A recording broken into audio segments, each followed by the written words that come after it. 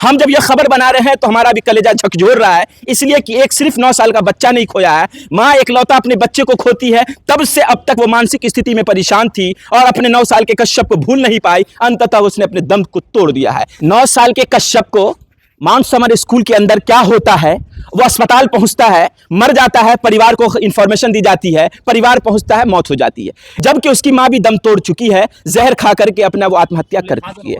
अब यह उसकी लड़ाई 9 साल के कश्यप को, जो 3 से 4 क्लास का छात्र था, उसको इंसाफ कौन दिलाएगा। हम अभी मौजूद हैं दरभंगा के पोस्टमार्टम में। आ रही है, मेरे पीछे एम्बुलेंस है। हमेशा की तरह यहाँ हर खबर बनती है मौत पर।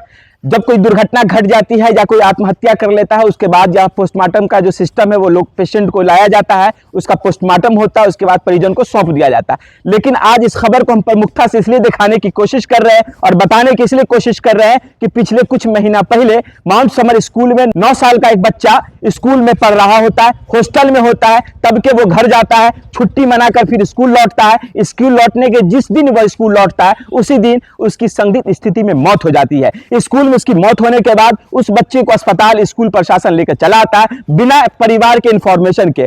अस्पताल बच्चा जब पहुंचता है तब परिवार को इंफॉर्मेशन दिया जाता है, परिवार अस्पताल पहुंचता है तब बच्चा उसका मृत पाया जाता है। उसके बाद पूरी तरह से माउंट समर स्कूल जो लहरियासराय में स्थित है, उस पर सवालों के घेरे में चला आता है कि आखिर बच्चे के साथ क्या हुआ, बच्चा कैसे मरा, स्कूल के अंदर मरा, अस्पताल में मरा, और अस्पताल किस स्थिति में आया, अस्पताल में आकर वो कैसे मरा। तमाम वो सवाल खड़ा हो जाता है। उसके बाद दरभंगा प्रशासन पर सवालों का बौछार लग जाता है। परिजन को जब इंसाफ नहीं मिलता है तो तमाम संगठनों के साथ वो शामिल होता है, तमाम संगठनों का वो सहारा लेता है। उसके बाद कैंडल मार्च के माध्यम से इंसाफ की गुहार लगाता है। दरभंगा प्रशासन से कहता है कि आप निष्पक्ष और सच को सामने लाकर जांच कर लीजिए, हमारे बच्चे की मौत कैसे हुई। एक मां तड़पती हुई, उसके परिवार, उसके रिश्तेदार रोते बिलखते वो कैंडल मार्च में शामिल होता है, जिसके बाद तमाम पत्रकारों की झुंड वहां पहुंचती है, इस खबर को प्रमुखता से दिखाई जाती है। लेकिन तब तक इंसाफ नहीं मिलता है। फिर क्या होता है, एक मां का दर्द, जो मां मानसिक रूप से बीमार पड़ जाती है और उसकी मां का दर्द सामने आता है। उसके बाद मां पॉइजन वाला पदार्थ खा लेती है। उसके बाद इलाज के दौरान उसकी भी आज मौत हो जाती है। जब उसके बच्चे को इंसाफ नहीं मिलता है और मां जब उसकी हिम्मत टूट जाती है, लगता है कि जब उसको उसके बच्चे को इंसाफ नहीं मिला और कोई शाह है जो स्कूल प्रशासन का, स्कूल का साथ दे रहा है, और जहर खा लेती है, इलाज के दौरान मौत हो जाती है। हमारे साथ विधानसभा, इसी शहरी विधानसभा के पूर्व प्रत्याशी रह चुके हैं उमेश सहनी जी हैं। क्या कहिएगा सर इस घटना को लेकर, पूरी तरह से झकझोर देने वाली खबर, जो अशब्द है खबर घटना को लेकर। कुछ कहने के लिए शब्द ही नहीं है, बहुत दुखी है, मर्माहत है ये देख के सुन के। ये हमारे मोहल्ले की घटना है। जब कश्यप की मौत हुई थी तो हम लोग बहुत इनको सांत्वना देने की कोशिश कर रहे थे बच्चे की मां को, लेकिन ये बार बार विक्षिप्त हो आती थी बेटे के गम में, उसको बर्दाश्त नहीं कर पाए। आज तक न्याय की गुहार लगाती रही प्रशासन से, स्कूल प्रशासन से, लेकिन कोई नहीं सुना। एसपी, डीएसपी, आईजी, डीआईजी कहाँ कहाँ ने आवेदन दी है, हर जगह वही कुछ नहीं, आवेदन रख दिया और चला जाइए, आवेदन रख दिए चले जाइए। अंत में जो है ये जंग लड़ते लड़ते हार गई और आज गरीब हार गया और भ्रष्ट प्रशासन जीत गया।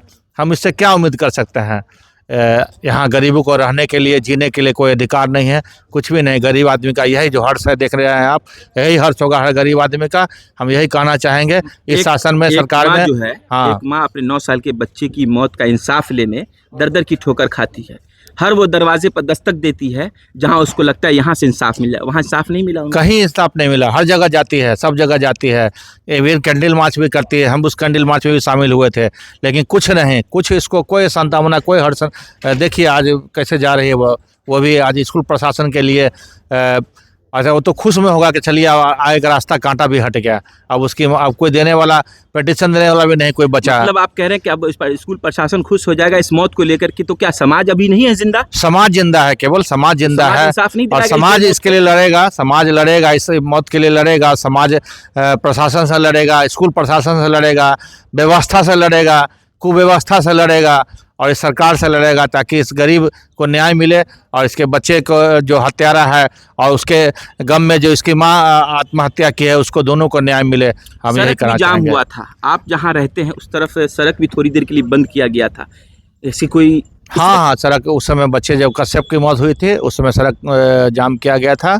और उस समय हम यहाँ थे नहीं, हम तो पटना गए हुए थे, लेकिन हमको पता चला कि ऐसे कश्यप की मौत हो कितने गई। क्लास का था, क्योंकि खबर सर 2 या 3 क्लास में रहा होगा, 8-9 साल का बच्चा था, बहुत मासूम सा प्यारा सा बच्चा था। उसको आप यहाँ से चुनाव लड़े, कई हजार वोटों के आप प्रतिनिधि कर चुके हैं, चुनाव उनके हक के लिए लड़ा, प्रशासन से क्या मांग करते हैं, क्या कीजिएगा परिवार के लिए? प्रशासन से यही कहना चाहेंगे कि इस गरीब आदमी को अब जीने का अधिकार नहीं है, लेकिन गरीब आदमी को भी सरकार में जीने का अधिकार दे, उसको भी हक, उसके हक की लड़ाई के लिए हम लोग आगे हैं। उसको हक दे, अधिकार दे, कैसे इसका हत्या हुआ उसको उजागर करे और उसको न्याय दे। अगर बेचारी तो चली गई मर के इस दुनिया से, कम से कम उसके जाने के बाद भी बच्चे का हत्या कैसे हुआ या नहीं हुआ, उसका सही रिपोर्ट, सही ये उसका सिला दे कि हाँ भाई इसको न्याय मिले। और क्या 9 साल के कश्यप को माउंट समर स्कूल के अंदर क्या होता है, वो अस्पताल पहुंचता है, मर जाता है, परिवार को इंफॉर्मेशन दी जाती है, परिवार पहुंचता है, मौत हो जाती है।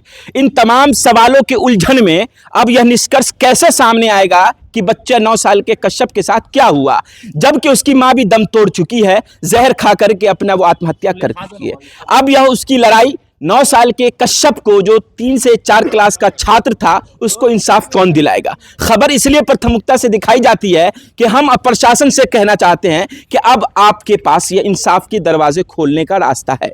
अब आप इंसाफ खोलिए, 9 साल के कश्यप को, उसकी मां को भी इंसाफ दिलाइए, जिसकी मां तो जीते जी वो इंसाफ नहीं देख सकी, लेकिन समाज को देखना चाहिए कि वो इंसाफ दरभंगा प्रशासन दिला रहा है। माउंट समर स्कूल में जाइए और पता कीजिए और उस पर आप जांच बैठा लिए कि 9 साल के कश्यप की मौत कैसे हुई है।